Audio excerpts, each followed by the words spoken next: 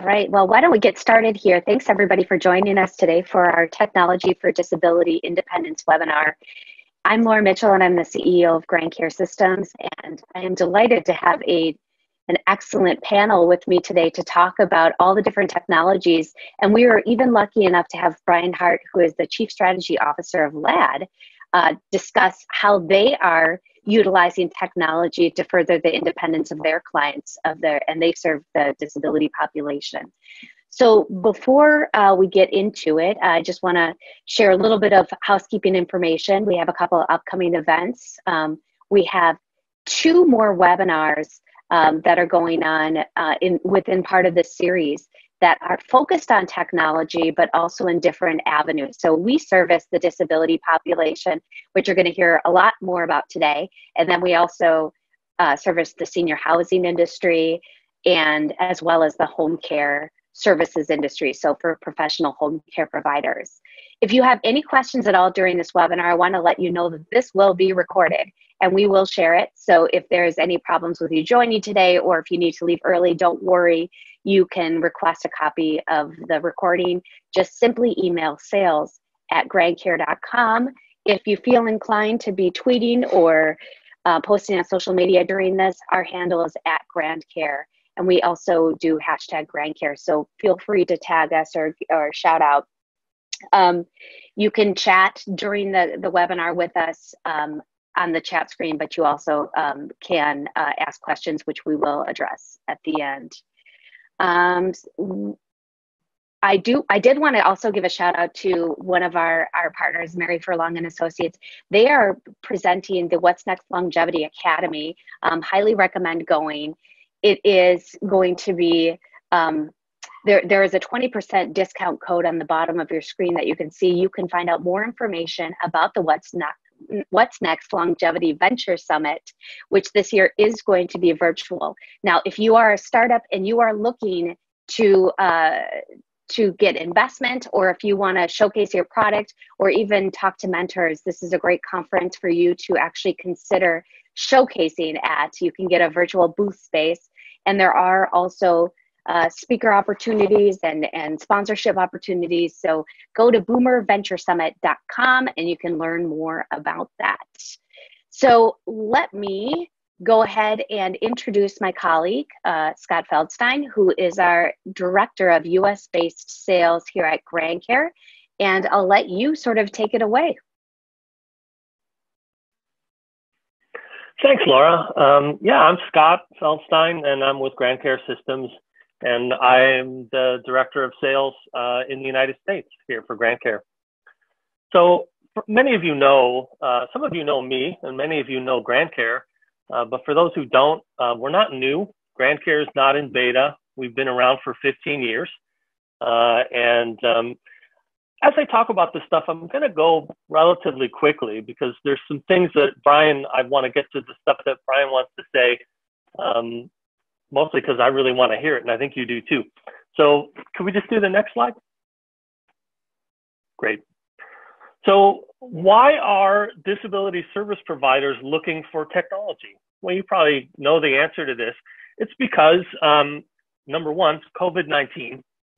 Nobody wants people coming into their homes to support them, not seniors, not the disabled. We want to watch for infection control, and that means maybe doing more remote monitoring and virtual visits to do those supports.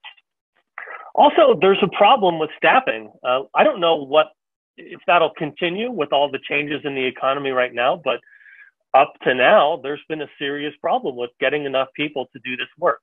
It's hard work. Nobody's getting rich doing it, and it's with low unemployment that we've had historically, it's been hard to get those people and to keep them and to train them, and it's expensive. And so there are many states who have adopted what's called the Technology First Pledge, the policy.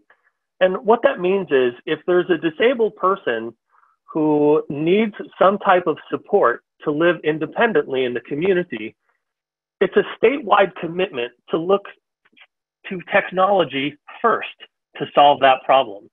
And why do they do that? Because it's reliable, never calls in sick. It's a lot cheaper than putting a person in a car and sending them over to this residence. And maybe most importantly, it's the least intrusive way to provide that support. Now, as you know, there's all sorts of technology that can be used to help disabled people be independent. There's assistive technology like wheelchairs. GrandCare is more about a cognitive aid to help you with your memory and thinking skills, and also remote support through those video calls that we'll talk about in a minute.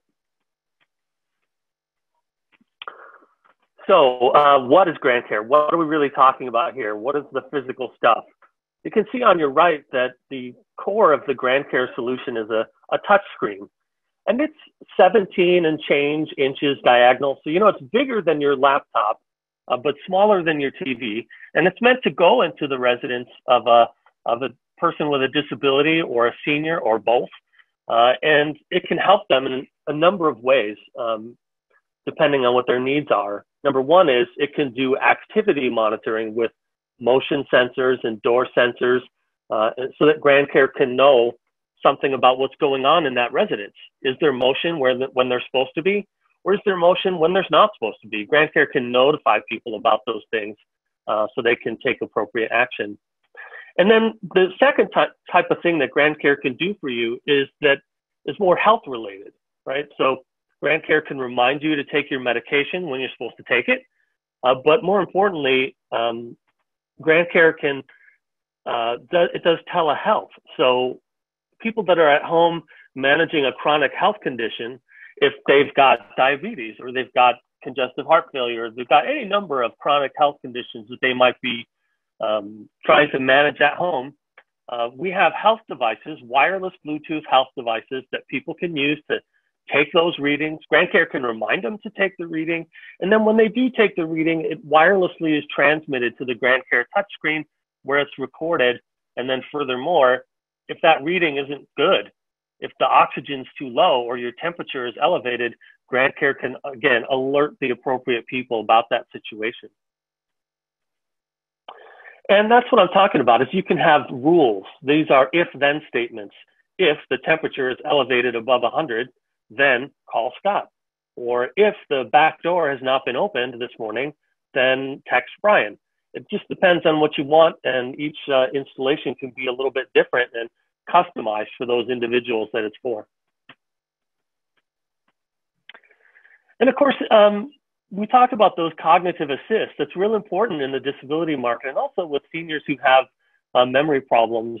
It works just like your smartphone, right? Your phone or your computer makes a little sound and it says, oh, you've got a webinar in 10 minutes.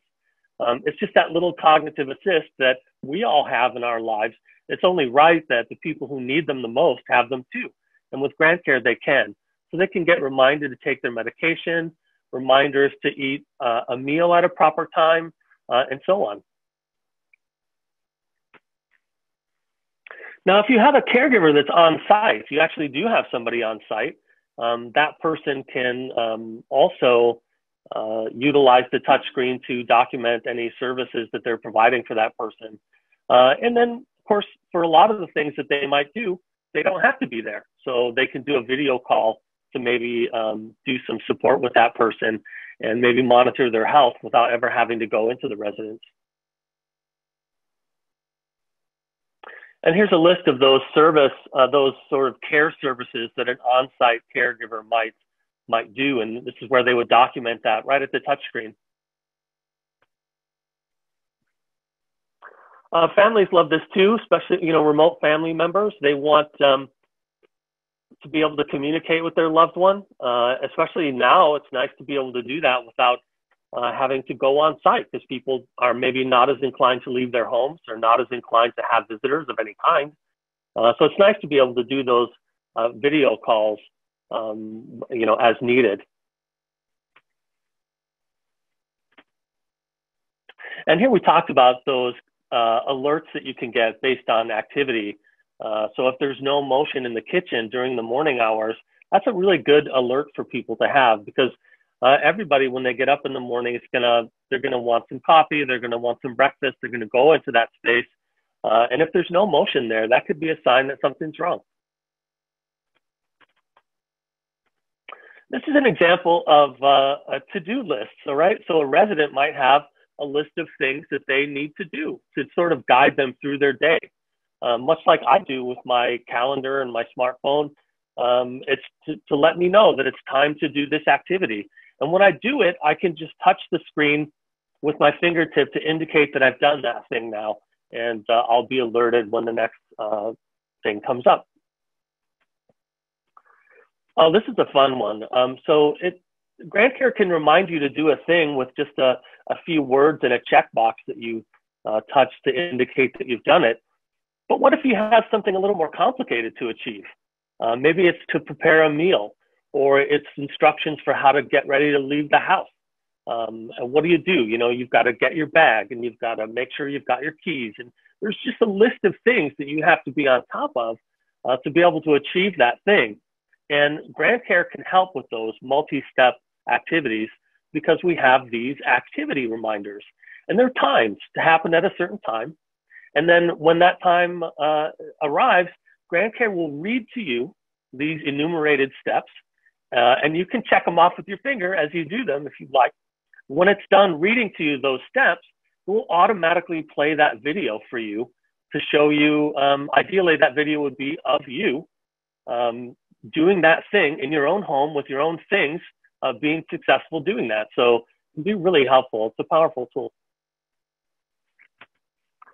GrandCare obviously does more than that. And one of the things we do is just some questionnaires. We have some real generic ones. How are you doing today? How do you feel? Did you sleep well last night?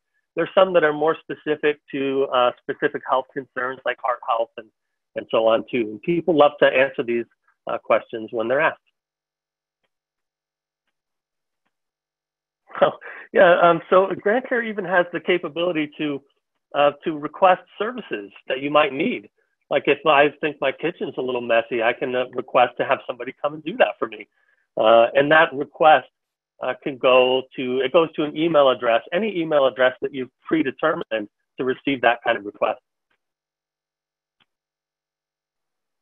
And if you just need a more generic, hey, I need some help, I need someone to look in on me, you can have a button on the GrandCare touchscreen to summon that help. And all you have to do is touch it with your finger.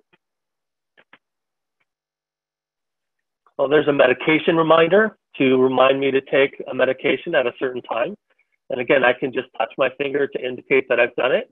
And of course, if I don't do that, if I don't indicate that I've taken that medication, if I've maybe refused it, or maybe I did nothing at all at the touch screen, somebody could get notified about that.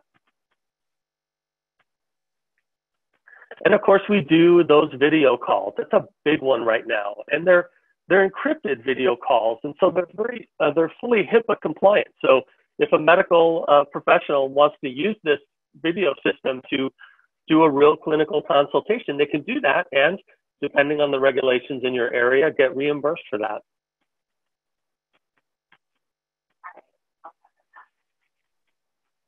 All right. Well, I am excited now to take on and talk a little bit about LADD and about our joint project that we have, which is focusing on taking technology and the services that we provide into a new realm. And can I also mention that I'm very excited to have Brian Hart, who is the Chief Strategy Officer of LADD, because this is a really exciting point in our relationship, that this is kind of the first time in public that we've sort of announced our partnership with LADD, where we are actually doing a joint project with LADD, who currently offers services to folks with disabilities. And GrandCare is actually going to into a little bit of a joint effort in order to customize the GrandCare products specifically designed for those with disabilities. And just one thing to mention on our end is, first of all, we couldn't be happier in working with mission-driven and the values that the LADD folks have. It's been very exciting for us. We've also learned a lot because we've been in this space for 15 years, focused on more of the older adult population. And it's been very exciting to service a new population that has some of the similar needs, but one of the main differences, and this is really enlightening is that oftentimes when you have an older adult, they've sort of had their independence and they may lose some of the independence. And so they're dealing with a different scenario where sometimes it's more of a loss, and then you're having to maybe supplement with added technology and or physical assists. And that's a tough market. In this market, we've noticed that a lot of the folks that are in Brian's marketplace are much more, they're thrilled to have technology assist because they have been working their entire lives to be more independent. So it's been really an exciting market, and we're just really blessed that we have Brian and his team from LADD to mentor us in this market, and hopefully GrandCare can help to make a big difference in the vision that LADD is promoting, as well as in some of your organizations that provide services for disability, for folks with disabilities. So I'll let you take it away, but thank you so much, Brian, for joining us. We really appreciate that you took some time to share with us this information. Absolutely. Well, I just want to say thanks for allowing me to join today. I'm grateful for the opportunity to share a project that I believe, the one that we're working on, is going to be helping us develop a new service model for service delivery for adults with disabilities or children with disabilities. We focus on adults. I want to talk a little bit about what led us to GrandCare, part about what our project is, and kind of where we go from here. So yeah, my name is Brian Hart. I'm the Chief Strategy Officer at LADD. We are an agency that serves adults with intellectual disabilities in the greater Cincinnati area. We serve about 500 individuals, a little over 500, have 200 members of staff who provide those services. And I personally have spent the last decade working in the field of disability services, with the majority of my work being focused on how to expand people's options in the community through independence and individual growth. So I'm pretty lucky as the Chief Strategy Officer at LADD. I have a really exciting job that all I do is build out the future. And I look at what are we going to do next and build to something better, and then hand it off to the programming people to run it. So it's pretty exciting, and I'm excited today to talk about our project. So sorry, next slide. I should have said that earlier. So who is LADD? So we are an organization that's been around for about 40 years.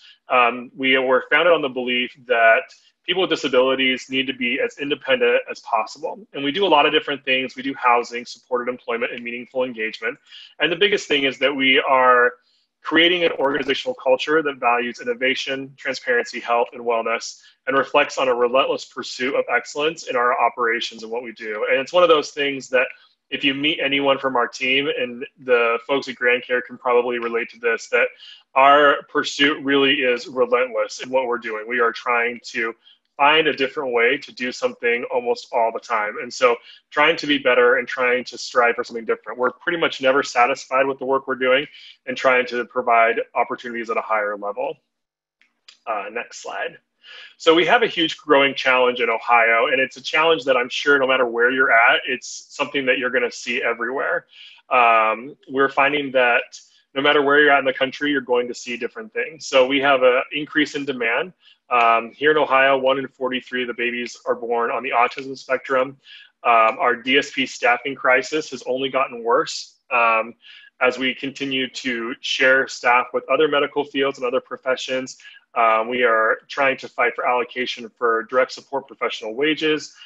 Different things like that are making staffing always an issue. And then people with developmental disabilities are having increased lifespan, which is an amazing problem to have. As people age, we don't have systems that are set up to serve people to the end of their lives. And then in Ohio, and again, a lot of other places as well, we're finding that we're going to have what we can predict is anticipated rise in people with developmental disabilities from the opioid crisis, which is, in the 5 or 6 crises that we're having right now, we forget that that one is there as well. So Ohio and LADD specifically, we cannot keep up with the demand without an alternative solution. And so that's what led us to our new model. And so we looked at this, and next slide, we decided that we could wait for someone else to solve it, or we could do it now, and we could take our opportunity to do it. So with all these things that are going on, our current needs are unmet. So in Ohio, we have about 45,000 people that are waiting for services. They eliminated the wait list, and I'm going to put that in quotes, the wait list here, meaning that it's even harder now to obtain full services for support. The inefficiencies exist. They're far and wide in providing services through a physical person. And we have a staff shortages and turnover. And as technology advances, we're finding that it's a good opportunity to find new ways to provide the service. One of the things that has always driven us to find something new is looking at what has changed around us and the field that didn't keep up with those changes. So we decided that we were going to innovate a new model with our Smart Living pilot. And the Smart Living pilot is a 3-year plan that we are working on that includes smart home technology, wearable technology, home automation, staff phasing out, and remote supports. And through these things, we're looking for sustainable changes that can increase independence to people that we serve. It can decrease the reliance of individual funding through government or Medicaid waiver funding, and also work to expand services to give opportunities to a larger group of people. So what we're doing in this is we are, through our Smart Pilot Home, is we are building a state-of-the-art home with technology built in from the ground up. So this home will be a combination of smart home technology, remote supports, and wearables that will leave the home when the person walks out the door of their home. This smart home will be our incubator to develop long-term models that will fulfill our goals.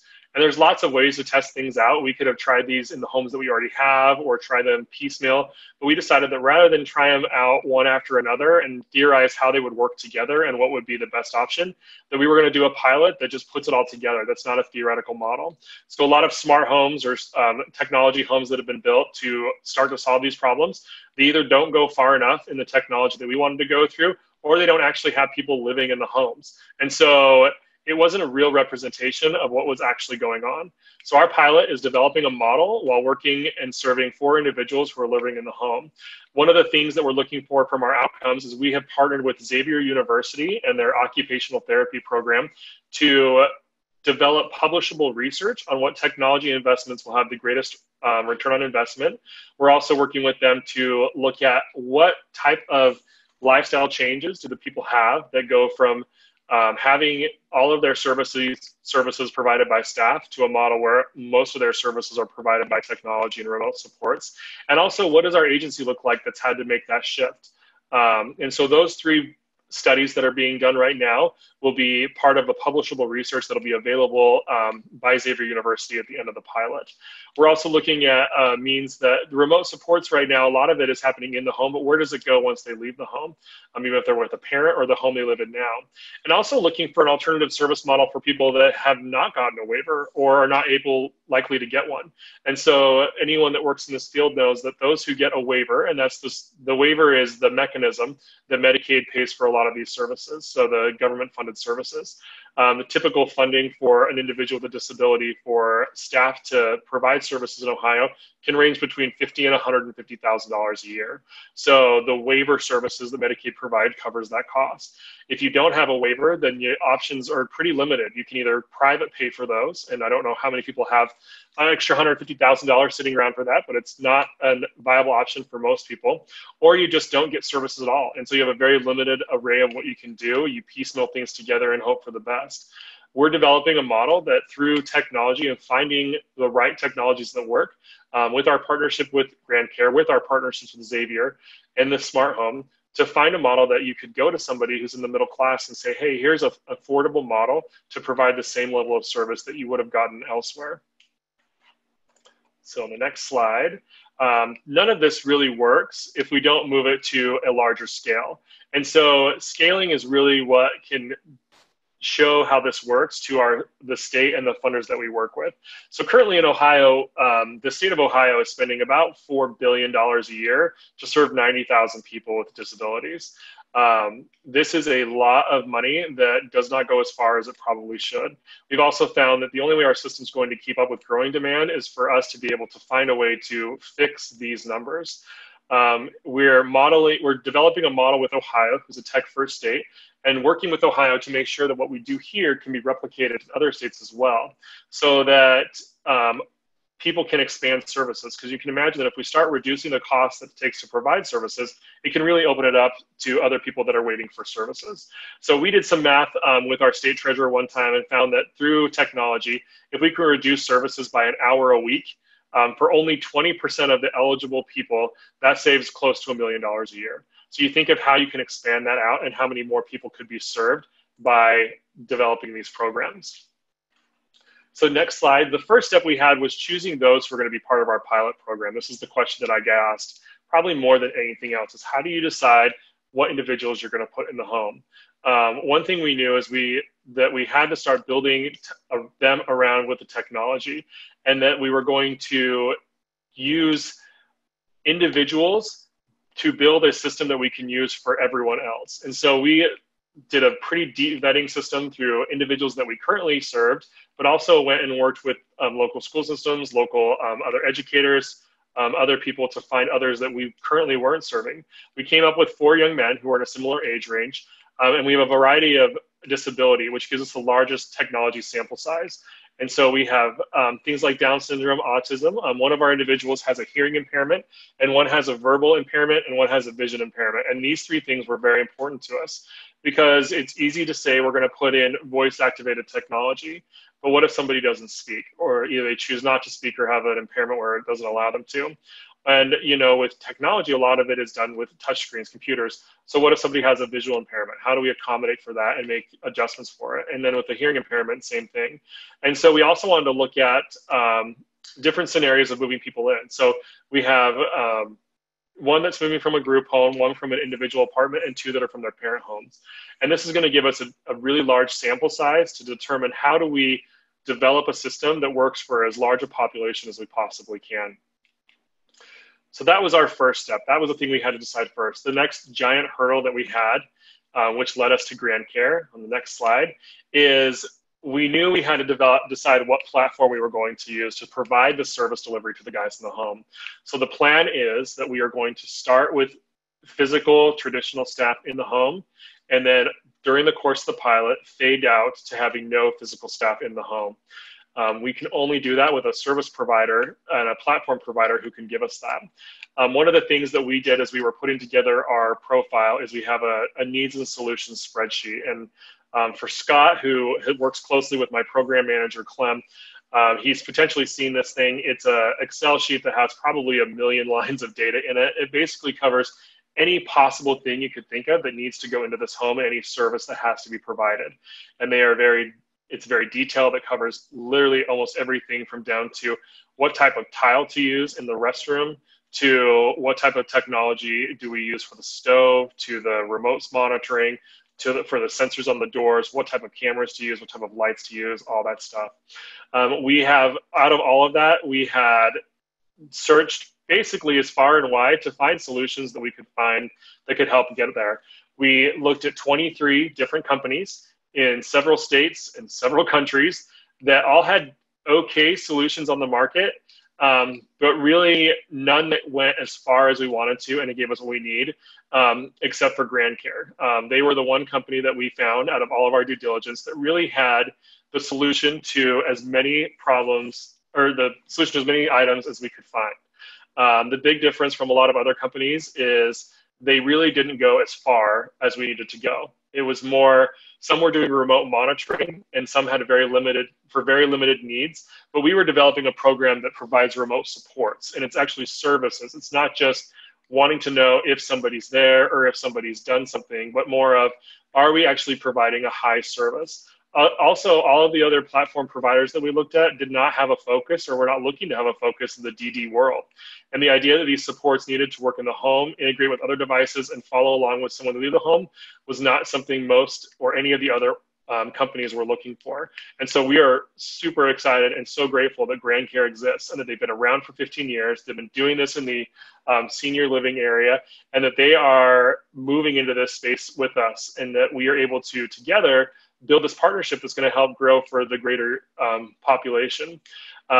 Just to give you an idea out of the stuff that we looked at, in October, we had a meeting with our team and talked about, with all of these things that we had on our needs and solutions sheet, if we projected at that point, we would hit 40% of what we had identified needs for. Now, as of last week, we are out of our total requirements, and that's literally everything on the list. We've been able to find a solution for 89% of those areas. In terms of our must-have requirements, and those are things that are safety, security, things like that, with GrandCare covering the bulk of that at 63%, we've been able to cover 99% of our must-have requirements.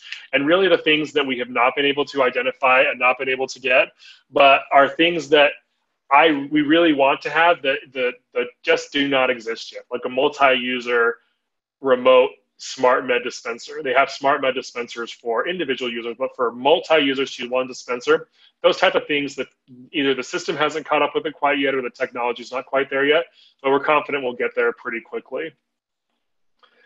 Next slide. So I want to give you an idea of what our tech home looks like.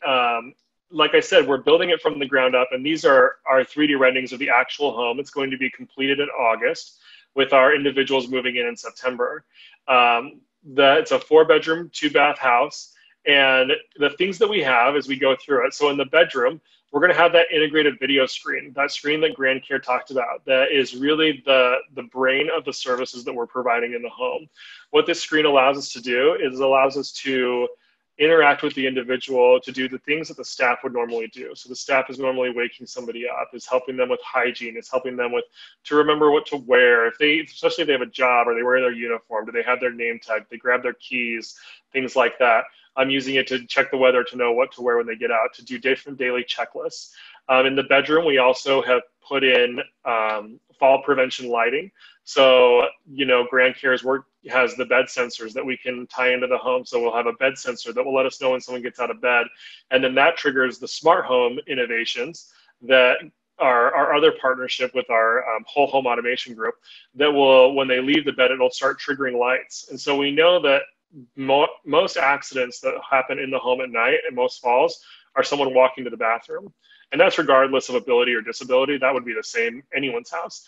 And so in having this little fix that someone can, when they get out of bed, the lights turn on and takes them to the bathroom. It'll also let us know if someone's getting enough sleep. So just because somebody goes in and closes their door for 10 hours a night, if they're not really asleep, they're not getting good sleep, we know that their health and wellness and their livelihood is affected. And so using the GrandCare technology, we're able to know what level of sleep someone's actually getting. In the next slide, we'll look at the bathroom. And safety in the bathroom is always something that people are concerned about. And so we have smart faucets that in the bathroom that can regulate temperature. They also will shut off automatically. We have smart assistive toilets that help with hygiene.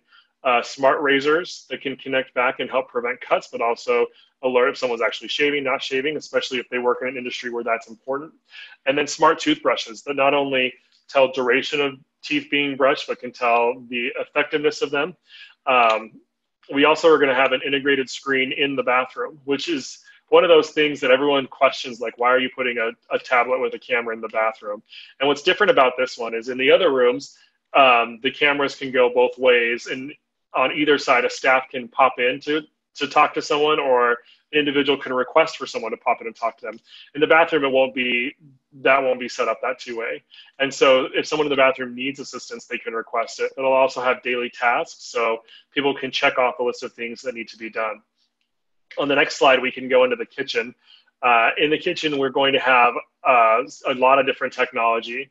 Again, all of this technology right now is integrated with the house, and we're building with GrandCare more and more options to integrate all of this into one seamless package across the board. We have a smart refrigerator that will help. It orders groceries. It has cameras inside of it, so staff can monitor what's in the fridge. If there's anything in the fridge, can help with menu planning and have groceries delivered to the home. Smart dishwashers to tell if and when people are washing the dishes, if they're using the right amount of soap, if they're using the right sensors to do that. Smart stoves, smart ovens, microwaves. The smart microwave, actually you scan the food, the barcodes on the food, and it will use its database to help set temperature guides and time on that. So it helps with not overcooking or undercooking food in that way. We're also going to have a larger GrandCare screen in this room that'll be the community screen. That'll have calendar items as well as give staff way to interact with individuals. There'll be cameras in these rooms as well as motion sensors that work with the GrandCare system to give us a direction of where things are at. And then the next slide is our sensory room. And this is one of those things that I'm really excited to have in the home. In all of us, regardless of ability, get overstimulated. But those who have a disability, we get overstimulated more often at the time and need an opportunity or a place to go where they can decompress or have other sensory to maybe calm down or take a break and things like that. So our smart sensory room covers 4 senses: hearing, touch, smell, and sight. And it's set up individualized for the person. And this is where technology is really blowing my mind. The way it's set up is at our home, it's a 3-season room. And so when you go in, it's pretty much windows everywhere. But if your sensory needs require a darker room, we have blackout curtains and lights like you see in this picture that come up. So for myself, and it's set up to the individual. So if I walk in and say sensory room for Brian, and I like it dark and like Guns N' Roses, the blinds come down and Guns N' Roses turns on. Let's say that Scott is more of a nature guy and he goes in and says sensory room for Scott. If the blinds are closed, they open, the windows open, aromatherapy may come on, different things like that. And really, this is really cool in the technology that it can be voice activated. We also have tactile activation for that. So that way, if somebody is not verbal, they can use a push button to do that as well. On the next slide, we're going to talk a little bit about the platform and the things that we identified that GrandCare has helped us solve. So in terms of the platform summary solutions that we had, and I talked about that long list of needs and solutions that we had, these are the things that we've been able to solve through the platform. So in communication, we had 6 requirements that were major things that we had to have that relate to voice, video, staff assistance, and things like that. We had 16 requirements around daily routine, 2 around external monitoring, 15 around home automation, 3 around smart health, and 14 around home monitoring. These are things that in our partnership with GrandCare, we've been able to find ways to solve all the things that staff typically do. One of the things that we found that really helped guide this path is we have some situations where the use of a physical staff member to provide the services we're providing is just not the most efficient way to get things done. So anyone that's delivered the services that we provide knows that a lot of what we do is waiting for things to happen. And so we have staff there in case something happens. And it's a fairly inefficient and not great use of resources or really staff's time and expertise. And so one example we have is we have an individual who has a seizure disorder, and she has 3 seizures a year. And when she has one of these seizures, there's a protocol that's implemented that involves talking her through what she needs to do. So coaching her to lie down, trying to talk through with her to see if she can respond, giving prompts, and then following a protocol that may or may not require contacting emergency personnel. The entire protocol typically lasts 5 minutes. So you can imagine that that's really the only need that she has. She's can be independent on other things. But because of this need, it has been determined by the people that provide the funding sources here in Ohio that she needs 24/7 staff to wait for those 3 on average incidences. Through technology and through our partnership with GrandCare, we've been able to find technology that allows us to use between wearable devices, the GrandCare system, cameras and motion sensors and fall sensors, a way to provide that same level of service to someone remotely. And so when this person has a seizure, we can provide the exact same protocol that we typically would. So we can, if we know she's having a seizure, we can talk her through it. We can coach her through the protocol that she has to go to a safe space, to lay down, try to see if she's responsive. If she's not responsive, call for emergency and dispatch emergency services. That savings right there for that person can go to somebody else who has much higher needs, who really does need that physical person with them more often. We're not saying that our program will be a good fit for everybody. We're not saying that in 5 years, the direct support professional role will not exist. What we're saying is there are so many inefficiencies due to the lack of technology that's been implemented in our field that we are not serving and giving service to as many people. And the people that maybe really need that physical staff person, here there's not enough funding for it, or there's not enough people that are out there in the field to do it. So that's why we feel like this will be a great way to solve these things. So that pretty much covers the home. In the next slide, we wanted to talk about what happens when you leave the home. And one of the things that we're looking at is when somebody leaves, all these things are great. You know, we're going to put all this tech in the home. What happens when they walk out the door? And we looked at, okay, we need to continue to carry these things through and start walking through what do we do after they leave the home. So the things that we're looking for are using technology, wearable technology that would give us GPS location, geofencing, also being able to track track and monitor multiple people at a time, real-time notifications, emergency calls, fall detection, health tracking. So what we found is there really is not one solution that solves all of this, or people have individual needs. We're not putting together one program that's going to solve everybody's need. And so we've looked at and field tested about 15 devices, and I put a few of them on here now that are going to help us carry this into the community as well. And again, with GrandCare, working with them to say, okay, how do we work with what you guys have already built to carry that through once we leave the home? And so what exists now and what exists in the future to help us guide that. And then this model also goes beyond just the smart home. So one of the things that we're doing is we are buying and building or assisting individuals to buy in areas that are clustered together within 5 minutes of driving. And so each home that we have, and we call it our Forever Home project, each home is in typical neighborhoods, homes being close to each other, but not on the same street.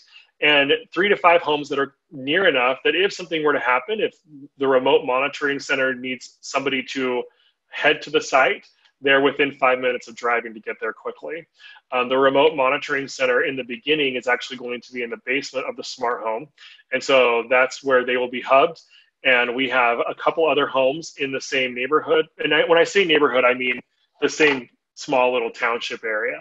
And then we also have a cluster in another part of town and a few more in other parts of town. And what this will do, it allows us to, instead of having one home where we typically have 5 staff that we hire that work just in that home, through the cluster model, we can hire 5 staff to work 3 to 5 homes through remote monitoring, moving around, doing targeted intervention services.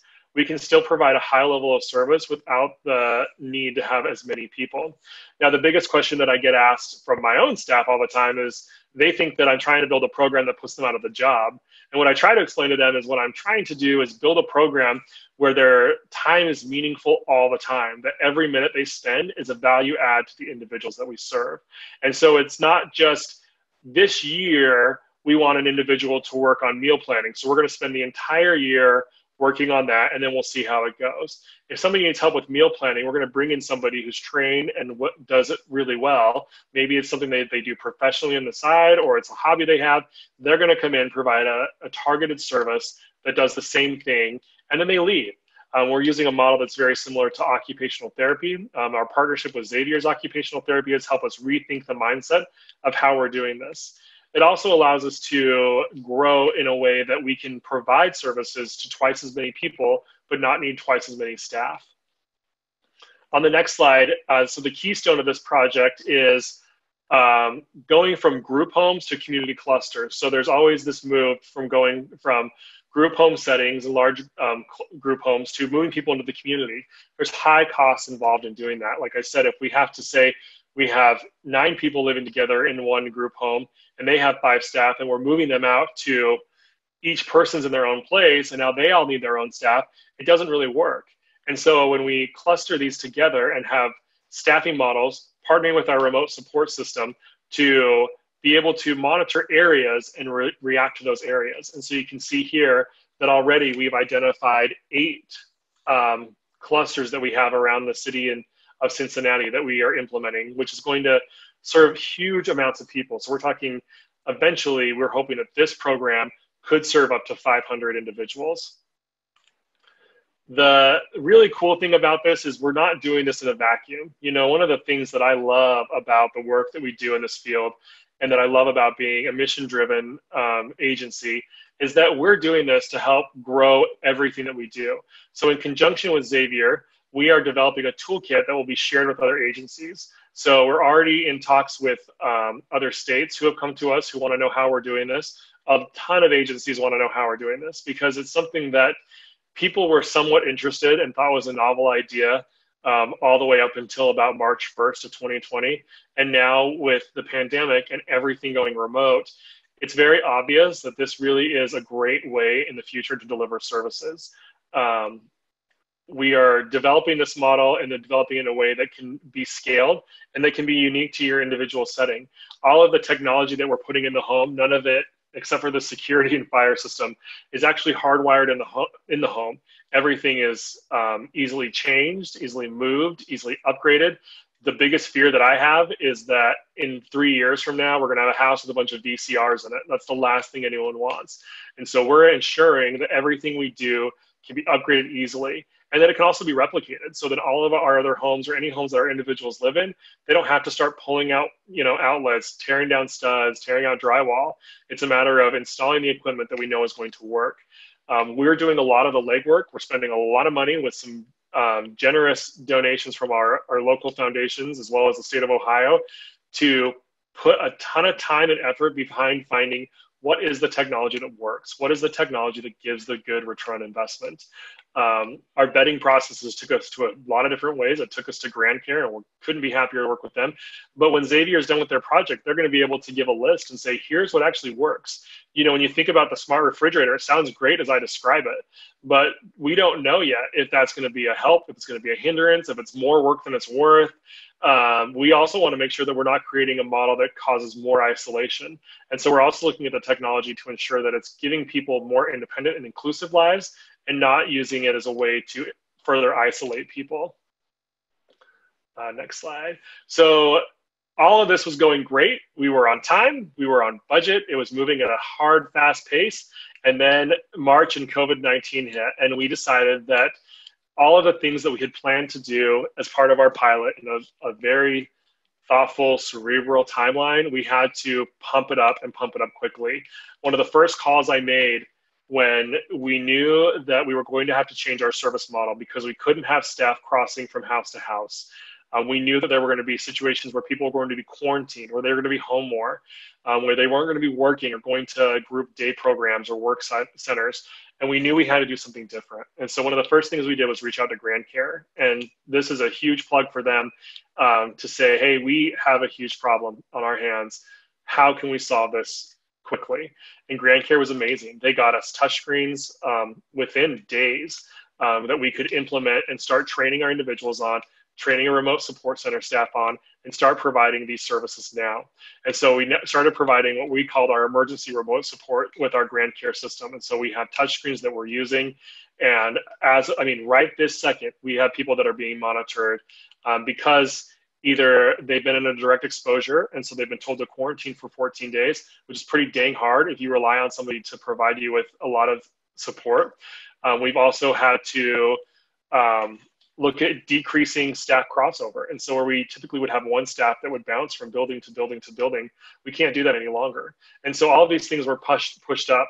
Our plan was to install all this in September, really make sure that we had all of our ducks in a row, and then start expanding out. And now we've had to do it a different way. What it's also allowed us to do, it's allowed us to show to GrandCare, here is a model that can be replicated to other DD agencies as well and grow what they're doing.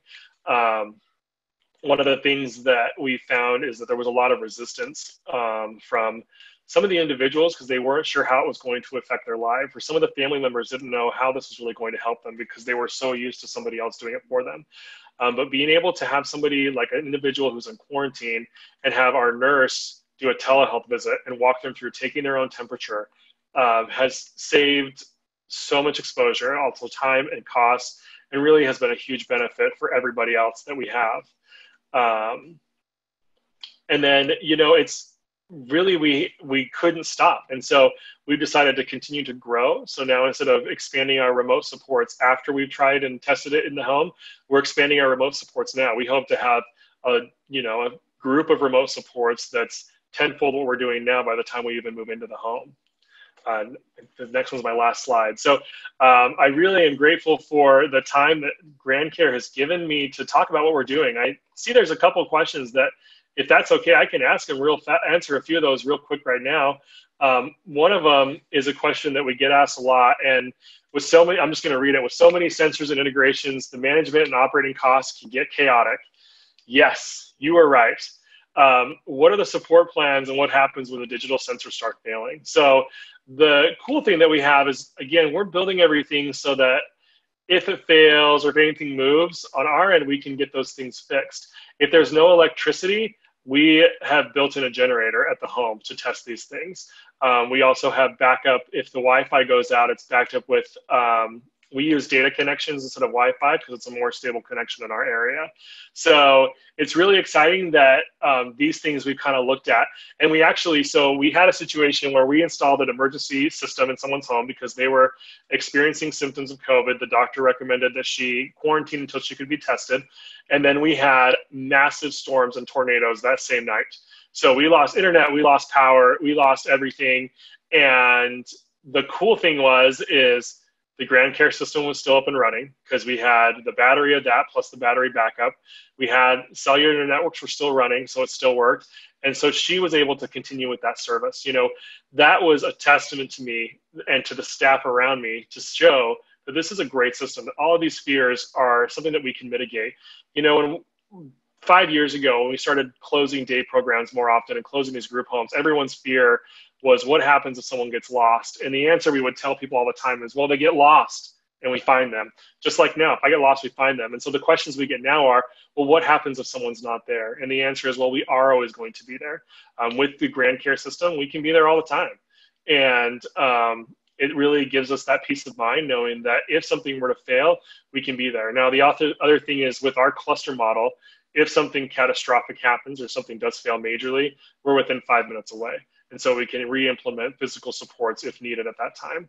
So I appreciate you guys giving this opportunity. Please, if you have follow-up questions, you can reach out to me. You can go to our website. It's laddinc.org, laddinc.org. But yeah, we really appreciate this time, and I will now pass it back off to GrandCare. Yeah, well, thank you so much. It looks like there's one more question, Brian, for you, which is, the question is how would somebody get started on this if they wanted to, if they're a smaller organization and don't quite have the resources to go full bore into it, how do they get started just small? What do you recommend? No, great question. And that's one of the reasons that we are lucky that we have the resources to do our pilot program. And our hope and our goal is that, and our plan is when we're done, any agency that calls, we can give them the toolkit that would say, here's where to start, here are the things to start with. The things that you'll want to start with is getting that remote support put in place. So if you live in a tech-first state where they already allow some sort of remote support monitoring, awesome, get it rolling. Start now. Start with a touchscreen in one person's home and start finding out how it integrates into your agency.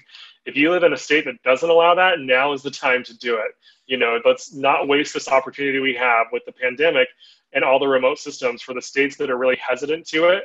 And I came from one of those. The last agency I worked for was in Salt Lake City, Utah. And in Utah, they are very like tech abrasive, so they don't want that much tech. If I could give any suggestion, I would say get your agency, whoever writes your rules, on board with allowing it, and start with that remote support, and then start integrating small things here and there. You know, start with a smart home device that can integrate lighting, that can integrate some things that the individuals need for health and safety. So with the GrandCare system, you can use it to do some of your remote monitoring, but you can also use it to check blood pressures, glucose, things like that. Start where you can. I mean, even a little bit goes a long way. If people that you serve don't use smartphones, we're finding that more and more individuals that we serve don't have a smartphone. I mean, I can't find a 12-year-old that doesn't have a smartphone. So if your individuals don't have a smartphone, get them a smartphone. Start there. Any little bit you do now is only going to build on something bigger later on.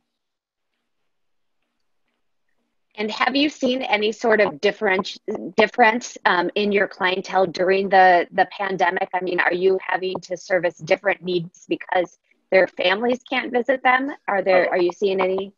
Absolutely, yeah. We have.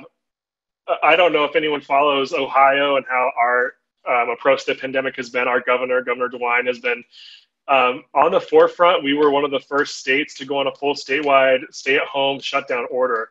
And we still are not, we do not allow visitations inside people's homes for services we provide at a statewide level. And so that has been a huge barrier to people who maybe had very limited supports because their families were providing a lot of the support for them. And so we've been able to use technology to put ourselves in those homes. So if it's a family's home, we can install the remote support system in the home and provide some of those services. For those that are living alone, it's been an amazing gateway to keeping them connected to other people. And so we've been able to change to virtual programming. So we could still do group programming, group classes. We're doing things like that. We've been able to set up through the remote support system that GrandCare set up. We can have, connections that aren't just staff members. So if Matt wants to talk to his brother who lives in Montana, he pushes a button, turns the screen on, hits a button, and it connects him with his brother, and his brother can connect with him. Family members can reach in. We had an individual who was really struggling about a month and a half ago because he had a very full life. He had a job, he had friends, he had a girlfriend, he took classes, he played sports, and all of a sudden he is at home. His job was non-essential.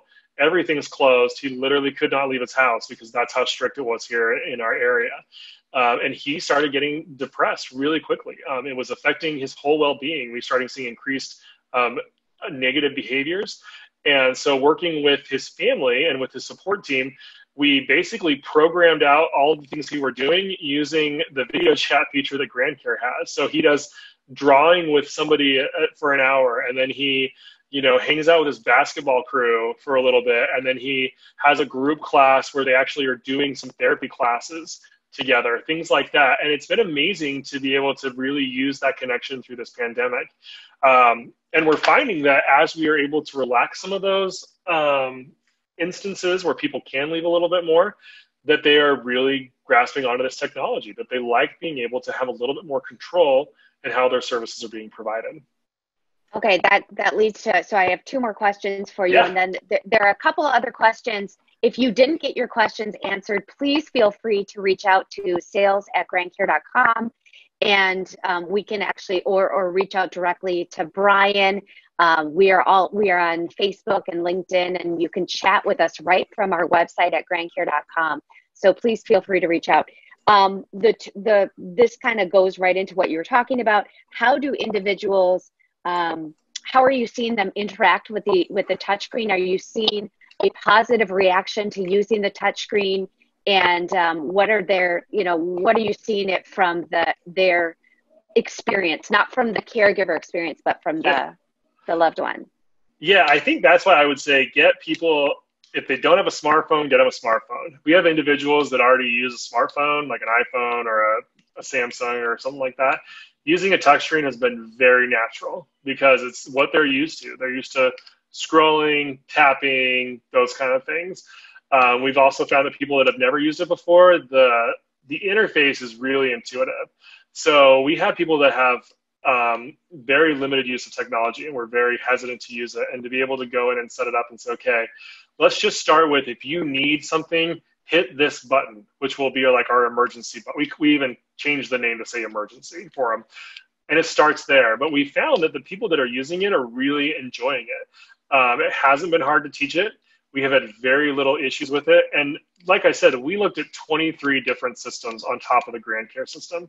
And this is the one that was easily the most intuitive. I'm going to probably give you guys the credit of doing it the longest, being there for 15 years. And because using a population that's, the aging population, they had to learn technology maybe for the first time using some of these systems. And some of our individuals are learning to use technology for the first time because everyone's done everything for them.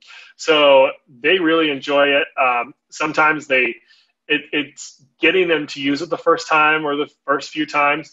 But once people use it, the functionality is really great. We have an individual who loves, there's a function in there that it gives him like jokes, or I don't know if it's jokes or riddles or trivia or something, but he loves being able to interact with it in that method. So he's just interacting with it like a computer. Another person really enjoys that he can get his news through it. Even though he has a laptop, he was having a hard time, like he'd have to go and type and do that. Now he can just click there and pull up the news. So it goes beyond, for the individual, it goes beyond just the service, the safety and security aspect. From our provider point of view, we're solely focused on using it to provide service and support. From their point of view, it goes far beyond that. For them, I don't even know if the individuals that we have that use it see that as its main function. They're using all the other functions with it as well. Okay, and the last question, just to reiterate that this has been recorded. So if you are would like a copy of the recording, please email us sales@grandcare.com or reach out to us via chat. We also do have a copy of the presentation that we did give today. And if Brian is okay with us sharing his presentation, yep, then we'd be happy to share it with you. So please get back to us. So the last question also does have to do with the smartphone. And it is, my client abuses his smartphone with inappropriate texting. Can you control who he messages and who he can video chat with? So yes and no. So yes, we can control that. So we can control who they're interacting with on the touchscreen because it's set up by an administrator. We also, there's a fine, a thin red line, a fine line between the control, the human rights and things like that. We have worked very closely with our local human rights committee from our county board. Ohio has a weird system where there's the state and then everything passes through the county and then passes on to us. And so we've worked very closely to ensure that we're not infringing on anyone's rights. So individuals that may have a rights restriction, we could definitely use that and put that in place. But also it's a lot of coaching. And if, they don't have the rights restriction in place, we kind of hands off and, have them go through those situations. But if it is like really an abuse situation, we would definitely intervene. But from our point, how we're using it, the administrator has to sets a lot of that up. And so they would be able to control the level at which somebody could have those interactions. We currently don't have anyone like that as part of our pilot or anyone that we've used yet, but I anticipate that as we expand out, it will probably be something we'll have to deal with.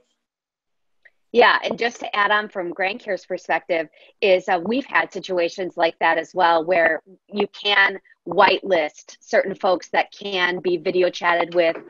You can determine whether they can drop in on video chat or whether they need to ring in and the person needs to answer the call, especially for a lot of our hospice folks and folks that can't touch the touchscreen. They prefer to just have the drop-in option for designated family and care providers. So there are, as well as messaging, you can't just have it, not just anybody can message that person back and forth. There are whitelisted folks that can message. So that can help mitigate the problem a little bit, but I think they were talking about what you refer to as both the smartphone and the GrandCare technology. So once again, I really want to thank you, Brian. This was really enjoyable for us to listen to, as well as we always learn something new every time we hear you talk about this, because we're always learning about this marketplace as well. So thank you so much for speaking on our webinar today. This has been recorded. We do have 2 more webinars coming up next week and the following week as part of our 3-part series. The next one is on senior housing and how technology implementation is used for senior housing providers and the concierge model for residents to be able to request and order services, as well as video chat and message each other and family.